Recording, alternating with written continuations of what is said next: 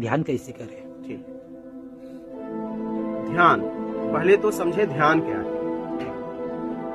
ध्यान, जब मुझे कुछ चाहिए तो ध्यान घटित हो जाता है। तो ध्यान तो स्वतः अपने आप घटित होता है, ध्यान करना नहीं है। ध्यान स्वाभाविक घटित हो रहा है। ध्यान को समझना है घटित कहाँ हो रहा है। जो मुझे चाहिए उस पे ध्यान घटित हो जाता है। जैसे मुझे भोजन चाहिए, ध्यान कहाँ चला जाता है? भोजन पे। भोजन को मिल गया तो ध्यान कहीं और चला जाता है। हमारी जरूरतों में ध्यान घूम रहा है। आप समझ रहे हैं? ध्यान तो हर वक्त घटित हो रहा है, हर समय घटित हो रहा है। कहाँ हो रहा है? इच्छाओं इच्छाओं।